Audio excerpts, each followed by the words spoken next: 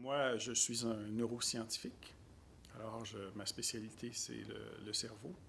Et j'étudie surtout les régions dans le cerveau qui sont associées à les émotions, la conscience, le phénomène de la conscience, mais aussi les expériences spirituelles, la spiritualité de façon générale.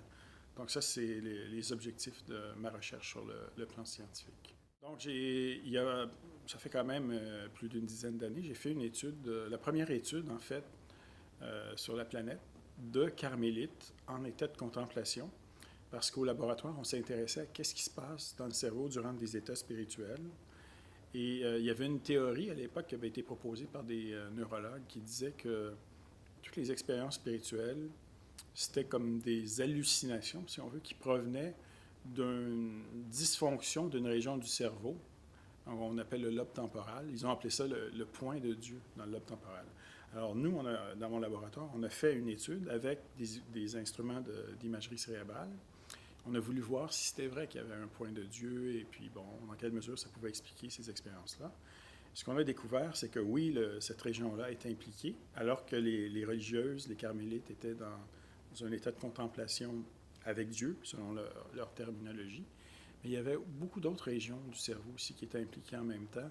Des régions qui sont normalement associées à, par exemple, des images mentales, l'imagerie visuelle mentale, elles avaient les yeux fermés, à la conscience de soi aussi, parce que l'expérience qu'elles vivaient sur le plan mystique, c'est une expérience qui implique des changements au niveau de la conscience, les images mentales, etc., etc.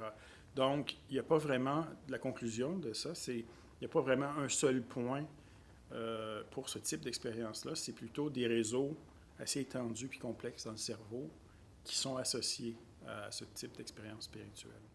Les neurosciences spirituelles, c'est une expression que j'ai utilisée à l'époque, là, lorsque j'ai fait l'étude avec les carmélites.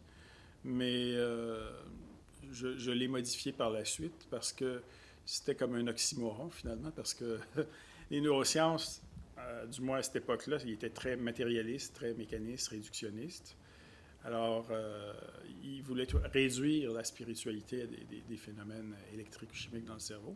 Donc, ça a été repris par d'autres chercheurs par la suite dans ce domaine-là. Maintenant, on parle plus de neurosciences et spiritualité.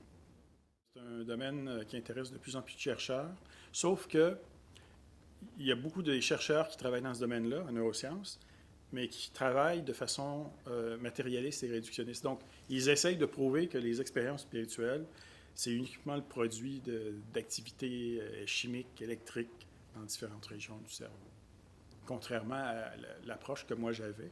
Mais il y a quand même d'autres neuroscientifiques qui sont plus respectueux ou plus neutres par rapport à tout ça, qui investiguent ça, mais de façon plus objective, je dirais. Le terme conscience, dans mon domaine, en neurosciences, est utilisé surtout pour référer à la faculté mentale d'appréhender ce qui se passe, soit à l'extérieur du corps, soit à l'intérieur, mentalement, par exemple, être conscient de nos pensées, nos émotions, etc., etc. Juste dans le sens d'appréhender. Et c'est lié à l'attention aussi. Donc, c'est une faculté mentale qui est très importante. Ça peut être aussi une appréhension de soi. Donc, on parle d'une conscience de soi à ce moment-là. Pourquoi je dis que ce n'est pas uniquement le produit de l'activité électrique chimique dans le cerveau? C'est basé d'abord et avant tout sur des études qui ont été faites dans le domaine des expériences de mort imminente, mais chez des patients chez qui l'expérience de mort imminente avait été induite par un arrêt cardiaque. Or, quand il y a un arrêt cardiaque, si vous mesurez l'activité cérébrale, avec un appareil, par exemple, d'électroencéphalographie qui mesure l'activité électrique, vous allez voir que l'activité électrique disparaît au bout de 10 à 20 secondes après l'arrêt cardiaque. Donc, dans cet état-là, en principe, il ne devrait pas y avoir aucune fonction, aucune activité mentale importante, incluant la conscience. Or, dans les dernières 13-14 années, il y a eu plus 5 ou 6 études différentes dans différents pays qui ont été faites, qui ont documenté plus qu'une centaine de cas d'individus qui étaient en état de mort clinique suite à un arrêt cardiaque mais qui étaient conscients, qui étaient capables de perception, qui se rappelaient qui ils étaient. Certains ont été capables d'identifier des détails dans l'environnement, des informations qu'ils ont rapportées, puis qui ont été corroborées, par exemple, par des membres de l'équipe chirurgicale lorsqu'ils ont été réanimés. Donc, ça, c'est un champ de recherche en particulier qui montre ou qui remet en question cette vieille idée que la conscience était simplement le produit de l'activité du cerveau. Donc, c'est ça, c'est un aspect, une piste. L'autre, c'est aussi les phénomènes qu'on appelle psy, c'est-à-dire que les êtres humains peuvent être interconnectés à distance. Ils sont interconnectés avec tout ce qui est, tout ce qui vit. Et donc, les champs électriques qui sont produits par le cerveau, ils sont très faibles. Donc, on peut les mesurer, mais uniquement à quelques centimètres à l'extérieur de la boîte crânienne. Même chose pour l'activité magnétique. Donc, ces champs-là, qui sont très faibles, ils ne peuvent pas expliquer comment les êtres humains sont capables d'influencer parfois à des centaines ou à des milliers de kilomètres des systèmes électroniques, par exemple, ou des systèmes vivants, des plantes, d'autres humains à distance. Ça, c'est beaucoup d'études dans le domaine de la recherche sur les phénomènes psy qui montrent ces choses-là. Donc ça, c'est un autre champ de recherche, un autre ensemble de données qui montrent que finalement, la conscience, c'est pas quelque chose qu'on peut localiser à l'intérieur du cerveau. C'est pas un phénomène physique, finalement.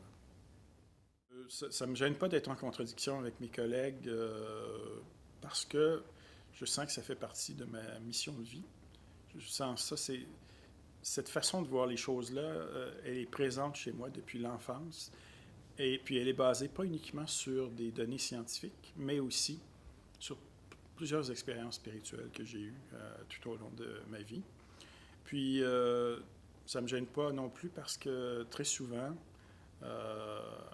lorsqu'on dérange les autres, qu'on remet en question des dogmes qui sont là depuis très longtemps, on a la raison de faire parce qu'éventuellement, ça amène à des transformations majeures.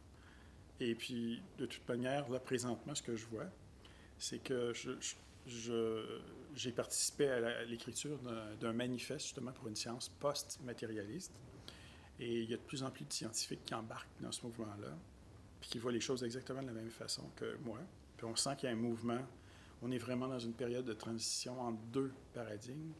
L'ancien paradigme matérialiste, réductionniste, et le nouveau paradigme qu'on peut appeler post-matérialiste. Et moi, je sens que ça va nous mener à une nouvelle révolution scientifique d'ici quelques décennies. Donc, pour moi, c'est très enrichissant, stimulant de participer à un mouvement comme ça. Le Manifeste pour une science post-matérialiste, c'est un document que j'ai préparé en collaboration avec des collègues, des scientifiques visionnaires dans différentes disciplines scientifiques. On s'était rencontrés en Arizona l'année dernière. On a discuté pendant 3 jours, puis on est arrivé à un certain nombre de conclusions. Et puis on a écrit un document, un manifeste. Et donc, dans ce document-là, on explique pourquoi on est rendu à un point au niveau scientifique où il faut abandonner l'ancien paradigme puis pas aller à quelque chose de nouveau parce qu'il y a suffisamment de nouvelles données qui nous montrent qu'on est rendu là. Donc, c'est un peu comme à l'époque lorsqu'on est passé du concept de la Terre plate, par exemple, à la Terre ronde, ou de penser que tout tournait autour de la Terre versus la vision héliocentrique. Donc, on se retrouve un petit peu dans la même situation maintenant, mais pour la question de la conscience.